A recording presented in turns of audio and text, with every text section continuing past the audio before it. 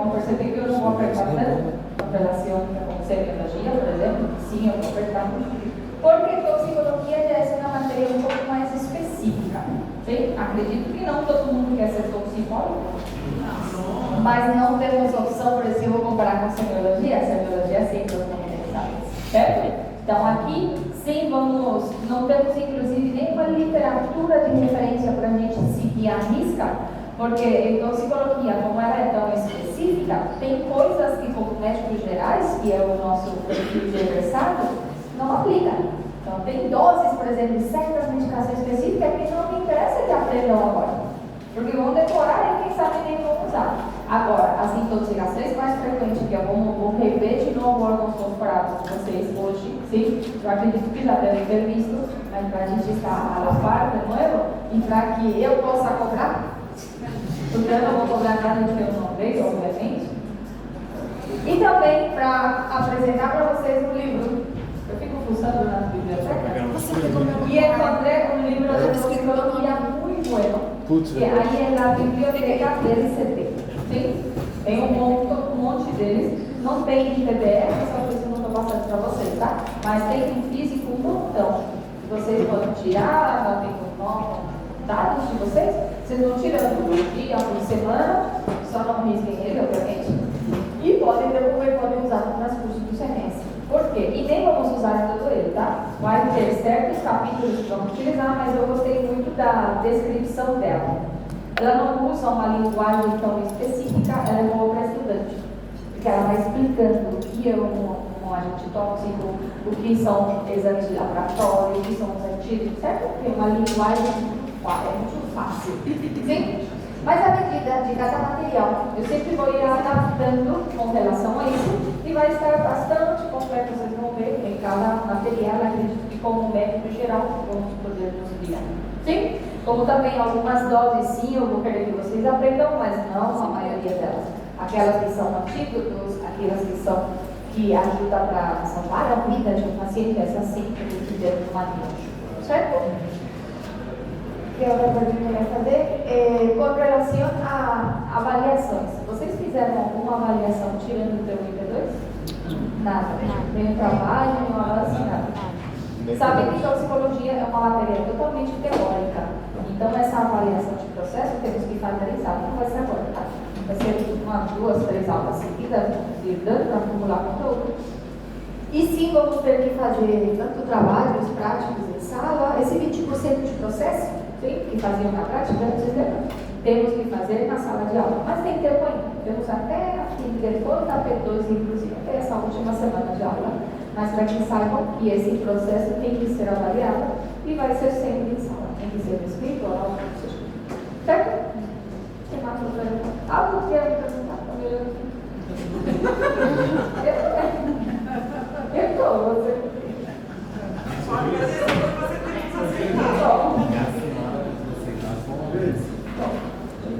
O que mais eu vou falar? Lembre-se também, eu estou vendo aqui, quase não tem chamada feita. Vocês tiveram aulas online? Sim. Por isso que não tem chamada. As chamadas é um direito de vocês, porque nesse semestre estão pegando muito no nosso pé, e no de vocês também, com relação às presenças. Não somente que vale em nota, é 2%, porque ninguém precisa de 2% para passar. Mas para melhorar a nota, quem sabe, esse 2% é de la presença. E além de que te habilita para fazer no final. Então, como cada vez que eu estou chamando lista, nossa primeira presença vai ser hoje, a partir de hoje, acho que eles vão contar, não sei se as aulas online levam presente todo mundo, não sei se chamaram lista ou por motivo, vão fazer de algum jeito, acredito que tem presente todo mundo, né? Mas, se vão ter alguma necessidade de falta, seguidas principalmente, me avisem, porque as presenças estão sendo votadas no dia. Vamos supor, Edmilson votou hoje, um exemplo, e ele justificou amanhã, já fica um convite aqui, porque já foi lançado. Sim? O que vai acontecer é justificar essa ausência. Então, no dia, peça para o delegado ou para alguém para avisar, fulano tem, sei lá, está doente, fulano, tal coisa, para que eu justifique aqui, no dia, não, perdão, não está bom. Tá bom. Se for também chamar uma lista, tá? Então, é por isso. Certo? Podemos começar? Hoje a aula não vai ser tão extensa. O que eu quero é que a gente tenha uma noção básica, rever, né, algo que já tenham visto, esclarecer dúvidas. De lo diferente, se quiserem apagar essa luz, que vão enxergar melhor, eu acho. Aí melhorou? Só não tudo? Sim. Posso pedir uma coisa? Sim. Não sei se é uma demonstração toda, mas depois, no final hoje, tipo, se não puder, você sabe até repassar a parte do cartão, uma parte para mim de isso, ou tudo bem, fala, e foi uma das questões que eu vi agora. Carbono activado em descontaminação? Ah, tá. Não, vamos. A parte de descontaminação, acho que era lá em síndromes toxicológicos, certo? Ótimo. Na semana que vem, eu preparo um discípulo, tem um exercício, inclusive, que eu fiz com a minha turma anterior, onde se identifica, lembra dos diagnósticos de síndromes de biologia? Então, síndromes também existem. Então, características triadas, que é muito importante isso, independentemente de prova, é importante para a vida, tá? Para a semana que vem, então, faço uma aula de repasso de síndromes toxicológicas. E aí vamos ver quando a gente usa carbono ativado, quando não usa, e original, enfim. Nas últimas síndromes de centro enérgica para frente, eu já só para pior, não deu para nossa A gente vai falar que você senadora daquele dia que o pessoal queria o repasso de todo o conteúdo. Se você pudesse, tá, você acha mais Bom, o importante. que são os temas mais importantes? Porque Então, não é síndromes tem que ver, sim? Tanto síndrome colinérgico, anticolinérgico, opioides, simpático-mimético. Não foi. A parte médica não foi, você Aqui hoje. não foi, mas foi como Bom, eu tenho material pronto, tá? Tanto como material de teórico, como material de exercícios também, tá? Pra gente fazer semana que vem. Sim? Vamos fazer um repassinho aqui para que eu tenha todas as minhas turmas na mesma linguagem. Aí eu me pergunto melhor. Quando vamos falar de intoxicaciones, en sentido geral, los plaguicidas o los insecticidas, como quero chamar, são os tipos de tóxicos mais frequentes. Vamos esclarecer uma coisinha. Quando eu falo tóxico, se refere a agente causal, certo? É como se fosse um micro-organismo, mas nesse caso vai ser uma substância química, certo? Quando utilizamos a palavra dosis, a dosis pode ser tanto dosis terapêutica, que é a dose que eu utilizo de medicamentos, por exemplo. Teremos doses que vão ser dosis tóxica, que geralmente passa de uma dosagem máxima e já carrega, já começa a aparecer sintomas de intoxicação ou faz dano ao meu organismo. E teremos a dosis que é dosis letal, que pode comprometer a vida do paciente. E essa dosis letal, teremos dosis letal, que o paciente que consome ou entra em contato com essa dose morre. Em outras palavras. E teremos a dose letal 50, que também é uma dose que pode comprometer a vida do paciente, mas que 50% desses pacientes chegam a falecer, certo? Essa linguagem temos que ter muito claro quando vamos falar de intoxicações como tal. Mas antes de falar dos sintomas da intoxicação como tal, eu tenho que conhecer a substância tóxica em si. Que não todo tóxico é ruim. Tem alguns tóxicos como pessoas tóxicas que a gente precisa delas. Por exemplo, eu vou dar uma pessoa muito tóxica, viu? Deus me perdoe. Mas muitas vezes não é necessária. Eu faço as coisas bem, como acontece também com os plaguicidas. Porque os plaguicidas têm muito uso em nossa vida cotidiana, precisamos deles. E a população, tanto rural e urbana, tem esse uso.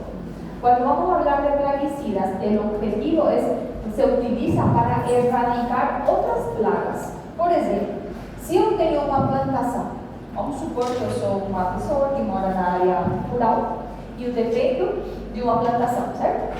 Se essa plantação é invadida por outros micro-organismos, que chamamos de plagas, eu não vou ficar prejudicado também. Muitas vezes o paciente precisa disso para sobreviver. Então, dependemos de certos plaguicidas, certos agrotóxicos que são necessários. Sim?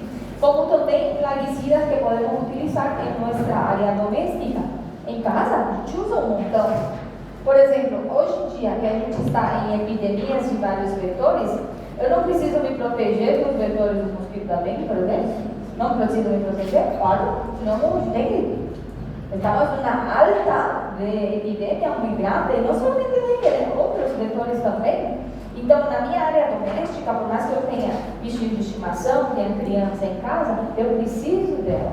Temos que llegar a esse ponto de equilíbrio donde necesito utilizar o tóxico em uma dose terapêutica, por assim dizer, mas também que eu possa me cuidar para que ele não me afete como ser humano, certo? Então, voy a ter plaguicidas que são necessárias, porque pode ser que se utilicen como medios de eliminar algunos vectores para proteger las plantaciones, colocamos algumas das utilizações. Tem algumas substâncias plaguicidas que nos ajudam a regular o crescimento dessas próprias plantas e não somente afeta a área rural. Lembre-se que sem agronomia a gente não sobrevive também. O sea, esse produto das plantações chega à área urbana e a gente precisa disso para sobreviver também. Também temos alguns que ajudam a própria planta, as próprias plantações que cresçam, que vai tirando as folhagens velhas, ou seja, que têm um uso de defoliantes, que também são substâncias tóxicas, certo? E existem aquelas que se pode utilizar em uma mescla de substâncias, que é o que chamamos de formulação. Porque geralmente fazemos ênfase aqui, né? É o princípio ativo.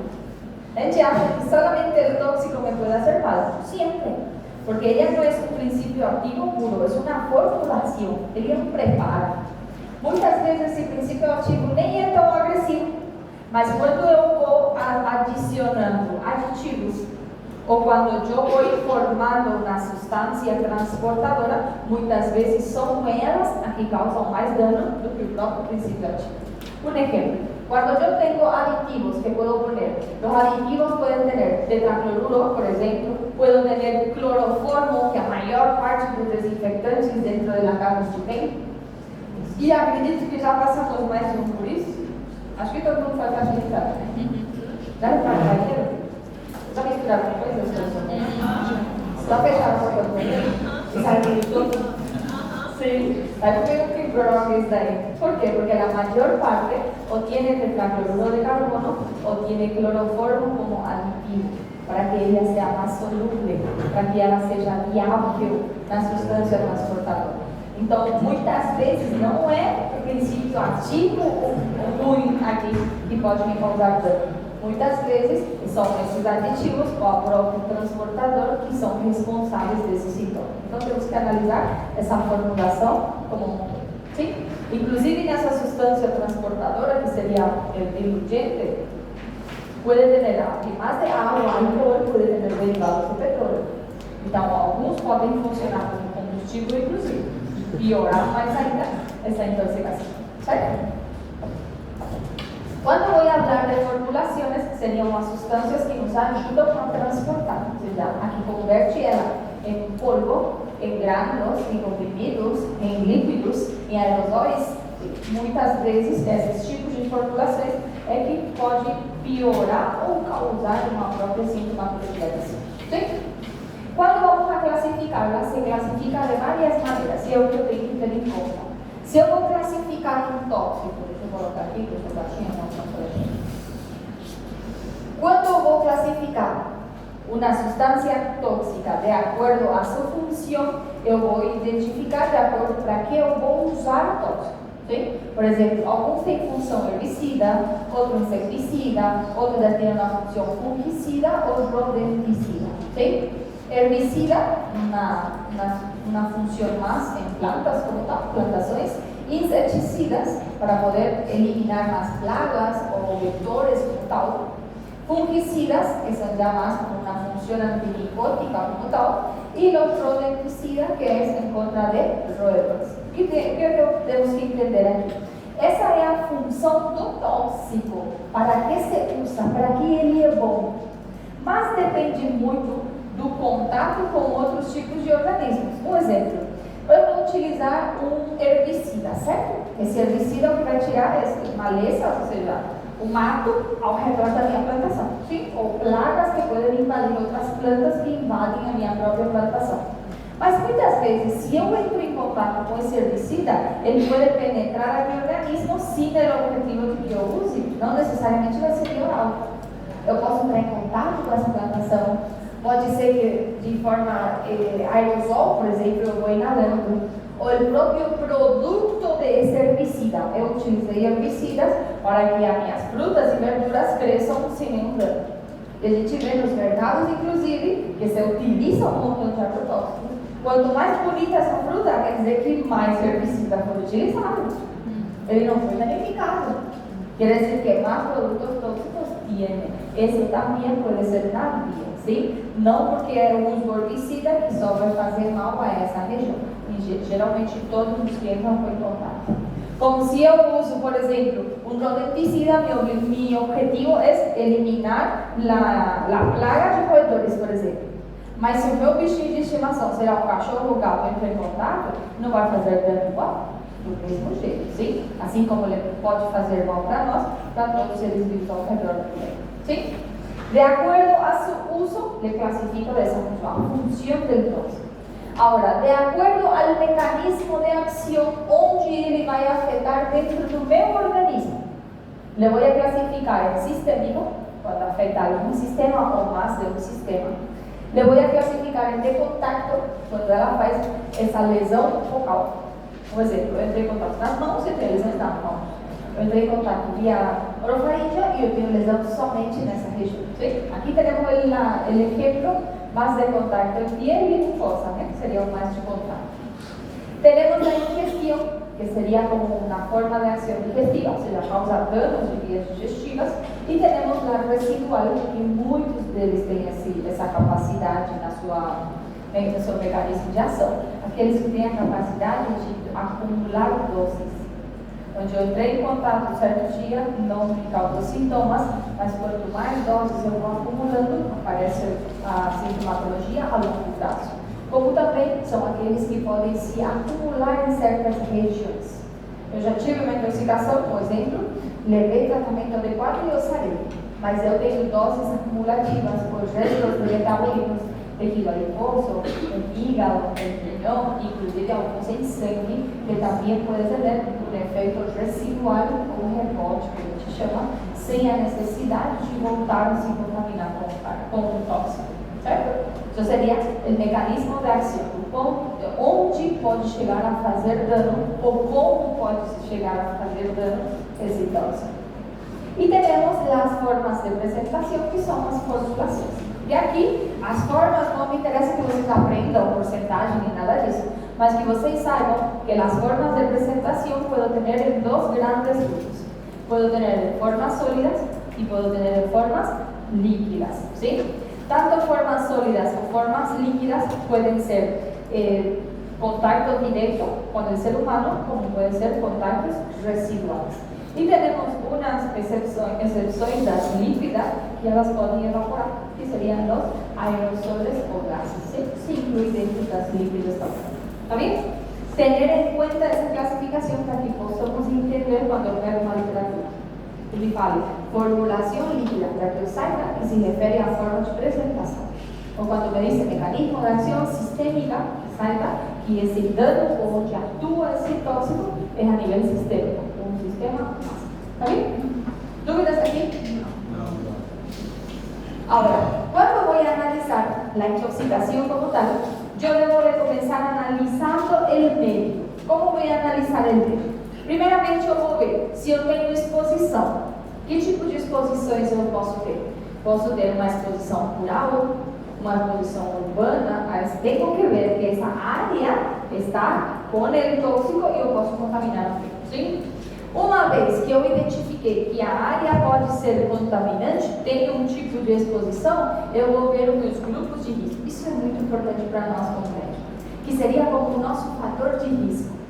Lembra quando falamos em síndromes, em semiologia? Se o paciente, por exemplo, é fumante, não é um fator de risco? Sim. E se o paciente ele é fumante, eu vou pensar, sei lá, numa constipação? Eu vou pensar numa doença gastrointestinal? O que eu penso diretamente? Eu relaciono uma enfermidade respiratória. Fumante, bom. Paciente que tem um antecedente genético, por exemplo, de asma, já coloco ele fator de risco de asma. Sim? E aqui acontece o mesmo. Só que vai depender muito de onde a pessoa mora ou trabalha, ou a quem ele se dedica na vida realmente. Eu vou dividir ele em grupos urbanos e rurais, e de acordo com as funções eu vou identificando grupos de risco. E eu posso fazer prevenção, inclusive, aqui. Se o meu paciente, por exemplo, é, sei lá, veterinário, eu vou identificar que ele entra em contato com alguns inseticidas, com algum antiparasitário, com o próprio animal contaminado, a área contaminada, e eu posso fazer uma prevenção nele. Você tem que usar luva. Quando você vai entrar em contato, por exemplo, numa área aberta, ou vai descontaminar, desparasitar alguma região, usar máscara, não fazer uma prevenção, deve ser uma prevenção de intoxicação desse grupo de risco. Eu não vou fazer isso com todo mundo. Um paciente, por exemplo, que ele se dedica a plantações, sei lá, de hortas urbanas, por exemplo, pequenas hortas urbanas, quando ele vai detectar que ele precisa fazer isso, que ele use máscara, que use botas altas, luvas, que quando vou ingerir frutas e verduras, que eu higienize as frutas e verduras. Com isso eu não estou falando que fruta e verdura é contaminante, tem que comer, solamente que eu tenho que higienizar ele, sim? Porque sabemos quanto mais bonita, quanto mais grande, mais limpa, sem nenhum tipo de lesão, tem essas frutas e verduras, más sustancias tóxicas tienen, porque evitou que outro organismo ataque ele e outros tipos de fruta invadam, certo? Isso temos que estar cientes disso, tanto o funcionário quanto a animal, sim? Tengo que ver la vía de exposición, que tenemos vías de exposición que son más frecuentes y tenemos vías de exposición que son más graves, que no es la misma cosa, ¿sí? Y tenemos también las causas de exposición. Aquí tenemos que diferenciar mucho aquellas que son intencionales y accidentales. Dentro de las accidentales pueden ser accidentes domésticos o accidentes de trabajo como tal, ¿eh? Y tenemos las exposiciones que pueden ser de un origen homicida, de un origen suicida ou inclusive delictiva, com a intenção de fazer mal no outro. Isso também é responsabilidade nossa. E essa intenção, essa causa da exposição eu posso identificar no momento de mi interrogatorio de anamnesis y botellamientos, ¿certo? Aquí le ponemos un montón de grupos de riesgo que cuando pensamos en los grupos expuestos ocupacionalmente ciertos tipos de trabajo que pueden ser factores de riesgo, como por ejemplo pessoas que trabalham com a própria fabricação de tóxicos, ya sea en la fabricación, en la formación de la formulación, os transportistas, todos os que entram em contato com a formação, transporte e entrega dessas substâncias. Grupos de riesgo también tenemos los que son los que van a trabajar con el tóxico como tal, personal del área rural, los aplicadores como tal, los que se dedican a trabajadores de invernaderos, a cosechas como tal, o donas de casa ou de lavanderia, de higienização em geral, que utilizam esses tóxicos, ¿sí? Uno es un gran grupo de los que manusean todo ese tóxico y otros que utilizan él, ¿sí? Todos son grupos de risco o grupos de factores de riesgo. Cuando voy a ver esa población de riesgo, yo debo de identificar dónde fue o de qué manera fue esa exposición. Si fue una exposición a través del aire, si fue una exposición a través de alimentos, y aún más frecuentes todos por vía digestiva, si fue a través del agua, y no siempre yo puedo evitar eso. Vamos ir vendo que tem vezes que eu não vou conseguir tirar o tóxico totalmente, que eu vou conseguir proteger o máximo possível esse paciente. Y por último tenemos los accidentes tecnológicos que vienen relacionados a los accidentes ocupacionales, que debemos identificar também para poder proteger o nosso paciente. Certo?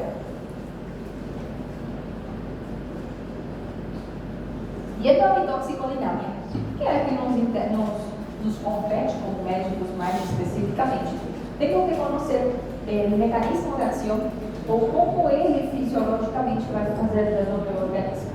A toxicodinâmica é isso, né? O dano que o tóxico vai fazer dentro do organismo. Pode ocorrer de várias maneiras. Pode causar como inibição enzimática, que é o que vamos ver hoje. O órgano corporal, por exemplo, eles fazem isso. Eles inibem a acetilcolinesterasa e esse é o mecanismo de ação. Pode ser outro que causa uma estimulação de alguma enzima. E a partir daí é o dano que ele vai causar no organismo. Pode ser também por uma ação sobre hemoglobina e eritrocitos, que promove essa morte precoz ou que amadureça muito lentamente essa hemoglobina, que vai levar a danos circulatórios a esse paciente. E também estão os que interferem nessa síntese de ácidos nucleicos para X formação. Sim? Isso pode ser, inclusive, como sequela permanente, ou pode passar de geração em geração, se o dano corresponde ao dano genético. Certo? São diversos mecanismos ou diversos toxicodinâmica dos plaguicidas em geral. Okay? O que vamos ver hoje é esta. Né? Vamos ver os órgãos fosforados e os carbonatos, que de longe são os mais frecuentes. Que ellos tienen el mismo mecanismo de acción, lo que va a cambiar es la intensidad del daño. Los órganos fosforados, ¿qué hacen? Ellos hacen una inhibición de la acetilcolinesterasa de forma permanente. Y el carbonato, que vamos a ver cuáles son, también causan una inhibición de la acetilcolinesterasa, pero de forma reversible. Eu consigo desaparecer todos os sintomas, curar o paciente sem deixar sequelas. Essa é uma pequena modificação. Mesmo mecanismo de ação, solamente cambia a intensidade total. E quando falamos de órgãos clorados, que é um tipo de substância muito parecida a essa, que acho que não vai dar tempo de ver semana que vem, os órgãos clorados, o que eles fazem é uma interferência nesse fluxo de cation, que vai promover muito mais a introdução de enzimas microsomais em região hepática. Então, sintomatológica vai ser totalmente diferente. Certo? Esses são pequenos exemplos. Quando vou analisar, dúvidas aqui? Quando vou analisar um paciente intoxicado, a primeira coisa que eu tenho que identificar se realmente ele esteve exposto a esse tóxico e que área ele foi exposto, tipo de intoxicação, né? Se ele foi via aérea, se foi doméstica, se foi oral, se foi laboral, seria um grande, né? Vou identificar e se classifica, inclusive, essa exposição de acordo com a quantidade de exposição e de acordo ao tempo que passou depois dessa exposição. Sim? Quando hablo de tempo, imediato seria en minutos ou dias, máximo hasta 1 ou 2 dias de la infección, de la contaminación. Esa sería mi inmediato. Y cuando hablo de largo plazo, de 3 a 4 días, semanas, meses, años de haber sufrido esa contaminación. ¿Sí?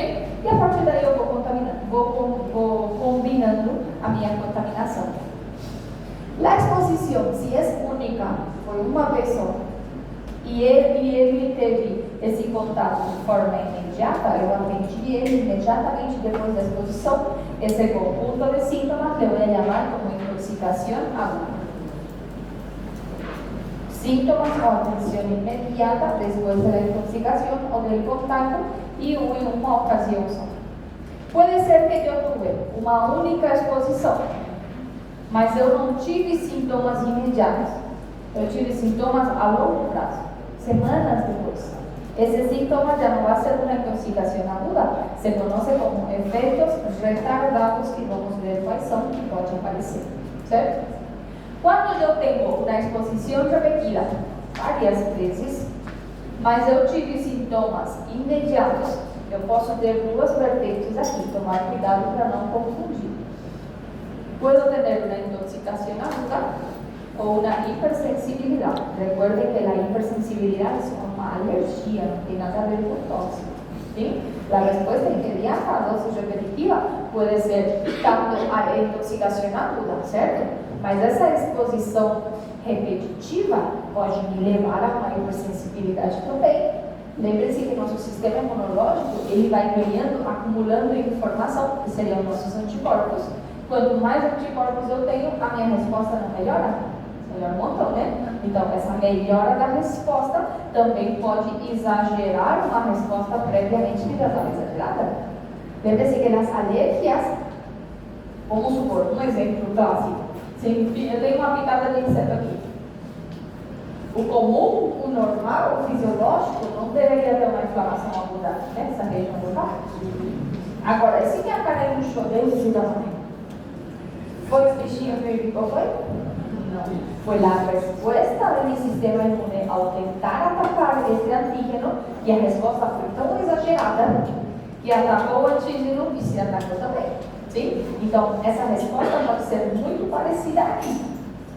Porque quanto mais vezes eu entro em contato com esse antígeno, a minha resposta não melhora, Y en ese caso exagera más si ele é alérgico, vai ter o mesmo sim. Como eu posso diferenciar então? Se eu entro em contato com um paciente e eu vejo com uma cara assim, chata, e eu falo, desde que eu peguei aquele aerosol para matar mosquito, e a minha cara ficou assim chata. Hoje. Que perguntas eu tenho que fazer para identificar se é uma intoxicação aguda ou se é uma reação alérgica? Se a primeira vez Começou agora. Mas uma meia hora eu estava passando em casa e ficou assim. Já passou. Você já teve outra vez? Muito bem. Pergunta clara. Já aconteceu isso outra vez? Falou assim, cada vez que eu entrava, me dava coceira. Só que agora eu no outro olho.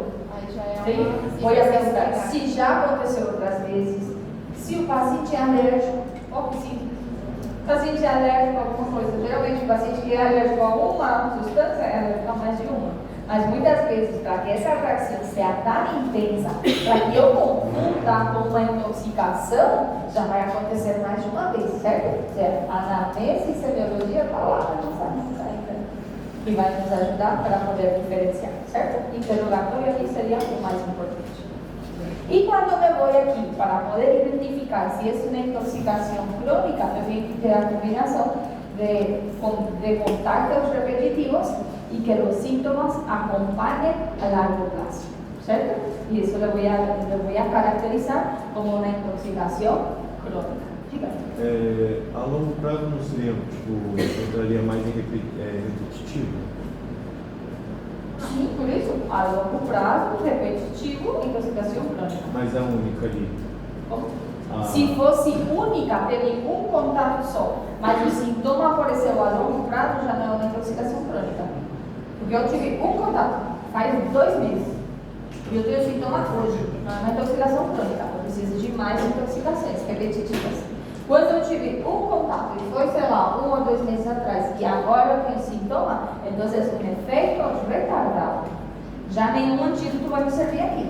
Seria mais como uma sequela, ou existem tóxicos, como os organofosforados, e eles fazem essa inibição permanente, ela deixa sequela. Não vai ser o sintoma de uma intoxicação aguda, que eu posso me curar disso. Vamos ver que temos um antídoto que eu posso resgatar para o paciente daqui. Mas daqui a 2, 4, 5 semanas aparecem efeitos retardados, que pode ser perda de sensibilidade, certas paralisias, e fica como uma sequela, e eu chamo de efeito retardado. Sim? A intoxicação crônica eu posso ter esses sintomas como esse junto. Porque você vai ter agudas, repetitivas, agudas. Por isso é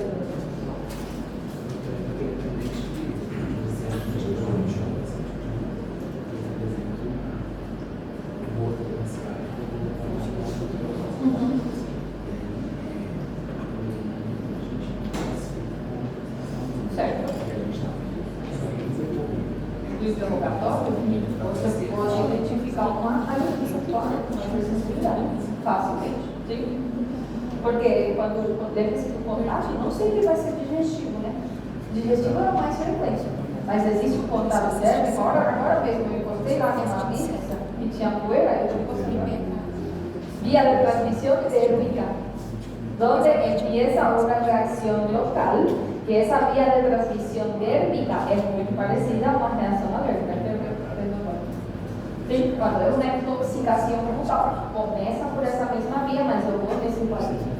É a primeira vez, já teve esse contato uma vez, no que você trabalha, tá vendo? Para que eu identifique e me organize um pouco, para poder fechar, ou pelo menos fechar a minha suspeita. Quando eu vou a falar de algum tipo de tóxico, tenho que ter em conta que tem alguns de uso doméstico e tem alguns de uso rural. E tem alguns que eu coloquei aqui como exemplo, que inclusive já saíram de uso. Não sei no Brasil, acho que no Brasil também, né? Como o DDT, por exemplo, que era muito utilizado na área rural como herbicida, como plaguicida, tal, eliminador de formiga, e sem funcionar.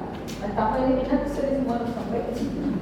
Então, o uso se foi restringindo para pessoas capacitadas, para áreas grandes que têm uma medida de proteção, que eles são avaliados, enfim. ya no es venta libre, pelo menos en Paraguay, no sé en Brasil, por tener ese efecto adverso tan grande. Y além disso, el propio, tanto el DDT como el tamoxifeno, que es muy utilizado como antiparasitario, específicamente anti-ectoparasita, que se utiliza para piolho, para pulga, de uso doméstico, os nossos bichinhos de estimação se utiliza cotidianamente. Tiene un efecto que se conoce como efecto irreversible o de secuela. Ela fica en dosis acumulativas, metabolitos tóxicos que se acumulan en tejido adiposo. Eu posso sofrer uma intoxicação aguda, resgatei o meu paciente dessa intoxicação aguda e esses residuais se acumulam em tejido adiposo, se acumula em hígado e se acumula em parênquima adrenal, inclusive. E ela vai ficando aí, certo dia, por um fator azar, inclusive, porque nem tem um mecanismo fisiológico, ele volta a sair a torrente sanguínea e o paciente vuelve a apresentar síntomas, que se interpreta como um efeito retardado, mas pode ser tão letal como uma intoxicação. Por isso, um dos motivos pelo qual também ele foi controlado o uso. Doutora, é toxafeno ou tamoxifeno? Toxafeno es al principio activo, tamoxifeno es la formulación como a sustancia ya transportada, medicação comercial. É que usa para tratamento de câncer também, sim, né? Se usava, se utilizava como um mecanismo para poder levantar a reação imune, mas hoje em dia se utiliza mais também como anti-ectoparasita, se usa cotidiano. Certo? Dúvidas até aqui? Esse é o sentido general, para que a gente conheça mais a substância como tal. La intoxicación es lo que vamos a ver, que es lo que vamos a entrar en el paciente, cómo va a venir, va a ser el paciente intoxicado, ya sea por órgano fosforado o carbamatos. ¿Cómo voy a contextualizar? Ou seja, uma intoxicação por órgãos fosforados vai ser aquele paciente que tem sintoma causado por esses tóxicos, certo? Tem que ter esse contato, tem que comprovar esse contato.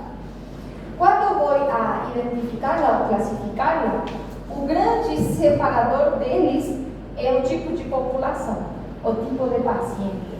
Quando tenho os órgãos que são carbamatos, ya van a ser pacientes que sufren una intoxicación o un envenenamiento de área urbana. Aquí la mayor parte son utilizados como plaguicidas caseros. Aquí o exemplo clássico é o Baimon. Conhecem o Baimon? Então você tem uma fotinha, nem é tão famosa mais, mas é utilizado esse exemplo de carbamato. Não estou falando que ele é ruim. O uso dele é bom, porque ele mata a maior parte de los vectores.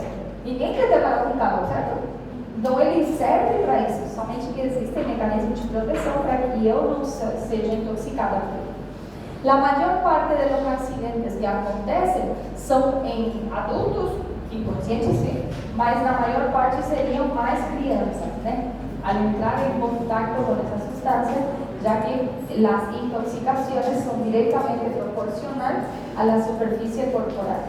As idades extremas geralmente vão se ver mais afetadas. Crianças que são menores que os adultos por estar mais imunodeprimidos, tá bom? Já os órgãos fosforados são aqueles que se utilizam mais em área rural. Então, vai ser tipos de populações que provêm de áreas rurais, que trabalham em áreas rurais, que mexem mais com trabalhos na região de contato com esse órgão fosforado, certo? Mas também lembre-se que todo produto rural vem da área urbana. Ou seja, as frutas, verduras, todas as comidas orgânicas vêm do lugar rural. Então, ela vai ser contaminada nessa região, mas se eu não higienizo o que eu estou comendo, muitas vezes eu me contamino por órgãos fosforados também na área urbana, certo? Quando eu vou a ver o mecanismo de acción, já falamos um pouco, né? O mecanismo de acción é a inhibição da acetilcolinesterasa. Simplemente que la diferencia, una hace una inhibición irreversible y la otra hace más una inhibición reversible. ¿Sí? Cuando vamos a ver sustancias o productos comerciales mais comuns, aqui eu trouxe os três que são os mais frequentes. Quando hablamos de órgãos fosforados, conhecem esse aqui, o famoso Vitex. No Paraná era muito famoso lá, era para 10 anos atrás. ¿No fue? El Viter es utilizado como antiparasitario, pero antiparasitario de piscinas, de acumulación de aguas, de aquellos ríos, arroyos, donde se utiliza esa agua de la región, y también en las plantaciones para humidificar y poder matar as formigas, para poder matar as larvas que podem crescer por aí. Muito bom no uso dele, para o objetivo dele é muito bom. La diferencia es que al llenarse, contaminarse las plantaciones, yo no higienizo eso antes de consumir. Lembrar que higienizar não é passar água, isso é molhar. Higienizar é que eu mude esse pH do paciente. Então, vocês estão meio sarcasticamente, mas é verdade. Não é molhar e passar uma água. Lavar, limpiar, higienizar um alimento que não vai levar cocção. Aquelas que eu cozinho, desnaturalizam o todo, certo? Se eu vou, por exemplo, eu vou consumir tomate, certo? Se eu vou cozinhar o tomate, vai ferver ele, o que tiver aí já morreu. El punto de ebullición mata cualquier producto, cualquier microorganismo, inclusive os parasitas, bactérias morrem com a desnaturalização. Somente que se eu vou comer ele cru, sin pasar por el mecanismo de cocción, tengo que cambiar o su naturaleza o o pH dele. Para isso, a gente utiliza uso doméstico, o hipoclorito de sódio. Não é tacar aqui boa, pelo amor de Deus, tá? Hipoclorito de sódio al 2%. Que se utiliza de 10 a 15 gotas por cada 5 mililitros de agua. E onde eu vou submergir? Pode ser. Você coloca aqui boa? Coloca aqui boa, pelo amor de Deus. E é pra tacar. Eu já ouvi também. Creolina? Não. Creolina, não. Creolina? Isso mata até cachorro.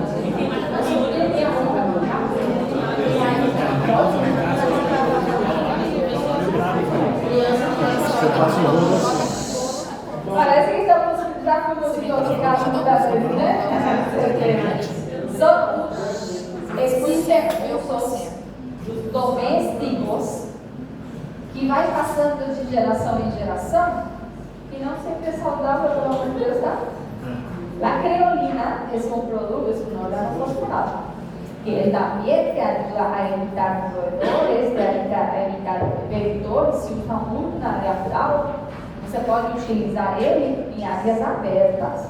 Não vai tacar no cantinho do banheiro, você vai sentir o cheiro todo dia. E vai chegar um momento, eu já vi, uma vez um paciente falou, eu estou sentindo aqui da dentro. Aí eu falei, o senhor tomou alguma coisa? Não. Só tomei aquele que é para limpar o alface. Limpar o alface? Não quero que o senhor limpa o alface. Não faz bolinhas assim que tem um cheiro forte? Creolina e naftalina. Ele colocou em água, falou que é para limpar a boca. Fez uma esofagite xerocila. Mas os dentes dele eram brancos, né? Não, estava marrom, não. Nossa, mas isso acredito que não é um suicida, né? Para mim, na interpretação, mas são conhecimentos que vão passando de geração em geração, que não sempre tem uma base científica. Às vezes tem toda a melhor intenção do mundo, mas a gente tem que se informar um pouco. E à medida que eu vou aprendendo, enfrentar isso, aos meus pacientes também, certo? Para que no futuro eu não faça mais mal de ninguém. Existem os detetizadores que são de área rural, porque aqui os mais frequentes, no Paraguai pelo menos esse é o mais conhecido. Pero lo que más conocemos são esses, né? Que são os carbamatos. Dentro dos carbamatos, coloquei os 3 que são os mais frequentes de nomes comerciais. Este é um, e esse é o carbamato mais frequente. Com isso, não estou falando que não é para usar mais o carbonato, não estou falando isso. Você vai usar, você vai precisar usar. Só que pelo menos para ir se jogando na casa inteira, usa máscara pelo menos. Ou fecha a porta e você para a parte de fora, não você para a parte de dentro. Quando eu vou almacenar, tirar perto de animais domésticos, tirar perto de crianças, não deixar perto de recipientes onde eu utilizo que manipula a comida, sim? Tomar esses cuidados. Esse aqui, por exemplo, eu trouxe, eu tirei foto da minha casa, inclusive, minha mãe usa muito, nas hortas pequenas, urbanas. onde se hace plantações tanto de alface, plantações de tomates, aquele tomate cheiro pequenininho, onde precisa uma área pequena, ele se utiliza como herbicida. Herbicida mais conhecido como herbicida urbano, porque é pequenininho, né? Ele não vem em doses grandes, só que ele tem essas doses acumulativas. Você deixou aí nessa terra fértil, que você vai jogando água, umidificando, e ele, se é que não sofre uma chuva grande ou que não teve uma temperatura muito alta, ela pode ficar meses como reação. Então, cada vez que eu ia manipular essa região, utilizar luvas, porque se eu tenho feridas atraviesa essa região, utilizar máscaras, se é que eu vou chegar muito perto, certo? Lavar as mãos depois de mexer aí para ir poder comer, por exemplo. Se é o material que eu vou utilizar, higienizar bem, jogar nem que seja um vinagre, tá? Vinagre é ácido, cambia o pH também. Esse sim é um conhecimento de geração por geração que dá certo. Joga vinagre de álcool ou de frutas como tal na própria água, que cambia esse pH e aí eu estou higienizando o verdade. Tá bem? ¿Dúvidas até aqui? Quando vou falar de mecanismos de acção? De mecanismos de acção, já falamos dele. Inibição de acetilcolinesterase, é o que eu quero que vocês aprendam. Sim? Organofosforados e carbamatos, o que causa é una inhibición de órganos fosforados. Una de una inhibición permanente y la otra reversible. Irreversible aquí, reversible aquí. ¿Dónde? Léntense que cuando yo voy a tener la acetilcolinesterasa, ella tiene un efecto tanto músculo esquelético como sistema nervioso central, sabemos eso, ¿no? Músculo esquelético que puedo tener fasciculações, tremores.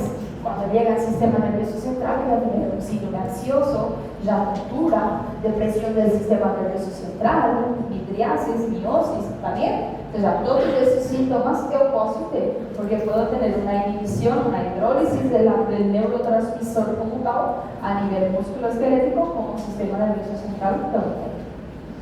Identificar los mecanismos de exposición. Y tenemos tres grandes grupos. Los más frecuentes van oral. Una intoxicación por vía oral, lo más frecuente entre 70%. De las intoxicaciones, 70% son orales. Frecuencia, ¿tá? Cuando hablo de frecuencia en contaminación térmica, ya sea piel o mucosa, 25%, y cuando hablo de inhalatoria, alrededor del 3%. Solamente que cuando vamos a analizar la velocidad de esta contaminación, o sea, la velocidad en que un tóxico causa danos de acuerdo a cada día, las cosas mudan. La vía inhalatoria es menos frecuente, pero ella es la más veloz. Ella puede llegar en segundos a minutos a causar daño. Como ella es vía inhalatoria, más fácilmente llega a vías respiratorias y hay otros órganos que va a llegar. La segunda más rápida es la vía oral. É a mais frequente e a segunda mais rápida, porque ela pode causar efeitos a partir de 30 a 90 minutos da contaminação. E a via térmica é a mais lenta, generalmente isso vai depender de quando oscilar mais tempo, mas vai depender muito do tipo de pele, se essa lesão foi uma pele íntegra, se essa lesão foi uma pele já danificada, concentração de tóxico, certo? Vai depender de muitos fatores, mas aproximadamente depois de 18 horas de exposição, já pode ter um efeito, certo? Uno é frequência de exposição de acordo às vias e outra é mais a velocidade dessa afetação, certo? Quando vou a analisar, lembre-se que eu vou fazer uma atenção, que nem semiologia que estamos cansados de fazer. Vou fazer uma anamnese que muitas vezes aí eu já fiz diagnóstico. De acordo à anamnese e meu exame físico, se eu cheguei a uma suspeita clínica, o ideal, estamos falando de um mundo ideal, tá? Para eu fechar o diagnóstico, existem exames complementares, claro que existe. Eu posso fazer a dosificação, mi exame auxiliar vai ser a dosificação de minha acetilcolinesterasa plasmática, que mi valor normal deve estar entre 2 a 2.5 ou 2.8 unidades por litro, certo? Isso seriam valores normais. Como se é que eu tenho uma intoxicação por organofosforato ou carbamato, ele não vai causar inibição dessa enzima? Sim, né? Então, quando ela está diminuída, quer dizer que o exame é positivo? Sim? Y de acuerdo a esa disminución es lo que yo puedo ir clasificando esa intoxicación. Valor normal sería de 2 a 2.8 unidades por litro, ¿cierto? Si el paciente tiene solamente de 20 a 50% de este total, se considera una intoxicación leve. Si tiene entre 10 a 20, intoxicación moderada, menos de 10, una intoxicação grave. Volto a falar, isso é no mundo ideal, tá? Que no nosso hospital tenha de forma instantânea e ele é rapidíssimo, onde eu posso fechar o diagnóstico. Não sempre é assim. Por isso, a falta de exámenes ou a demora de los resultados não me deve de impedir fazer tratamento. Porque na maior parte dos casos, na minha anamnese, se é exame físico, eu já posso diagnóstico. Y recordar el antídoto de mis y de las intoxicaciones por organofosforato para revertir esa inhibición de acetilcolinesterasa al número 1, atropina. E esse sim eu quero que demorem a próxima. Não somente para a prova, não somente para a aula, porque é uma das intoxicações mais frequentes e facilmente pode chegar numa emergência de qualquer especialização, seja na pediátrica, clínica médica, inclusive no posto de saúde. Porque às vezes é o primeiro auxílio que o paciente tem, certo? Inclusive em casa, porque é tão fácil sempre usar por organofosforato, tá bem? La atropina se utiliza de 0.1 a 0.2 miligramos por kilo, ¿sí? Puede llegar hasta 1 gramo por kilo en los adultos, ¿sí? Aprender y decorar esa pequeña dosis. Y él sirve como un antídoto, no es solo una medicación, es un antídoto. Él hace una desinhibición. Tira a inhibição, libera essa acetilcolinesterasa para que llegue lo mais cerca a mis valores normais. ¿Sí? Por isso, a utilização dela de forma precoce, de forma empírica é indicada. Por mais que depois eu erre, eu coloco aqui no meu balanço, pode ser que eu fiz um erro de diagnóstico e não era uma intoxicação, sei lá, era uma reação alérgica. O efeito adverso da utilização exagerada de atropina é taquicardia, hipertensão em alguns casos. Que eu posso controlar. Agora, se eu não uso ela de forma empírica ou usei ela tarde, pode comprometer a vida do paciente, então se recomenda utilizar, inclusive de forma empírica. A gente está falando que é para criança, né? Sim. Hasta 1 gramo por quilo em adultos. Esse 1 grama seria uma boa? La ampolla, ella tiene 1 gramos en 10 miligramos de ml, 2 ml. Calculando. Dose de ataque, estou falando, tá? Antídoto. Vamos ir falando de infusão para produtos também. É porque a professora tinha explicado que você vai colocando 1 grama, aí a pessoa começa a responder. Sim, essa é a proteinica, vamos falar dela. Mas dose de ataque, vamos supor, você suspeitou, ele está com a midriase, sudorese, vamos ver sintomatologia, e se desespera a atropina, vai calmando e ele não piore até chegar onde vai chegar, ou até que vai ser atendido por algum especialista, enfim. Doses de ataque como antídoto. Vamos ver aqui, em vez do curativo, a tropinização é infusão. Próximo. Dúvidas? Hasta 1 miligramo por quilo. Hasta 1 miligramo por quilo. Certo? Vamos tomar um cafezinho? Descansa um pouco, deixa eu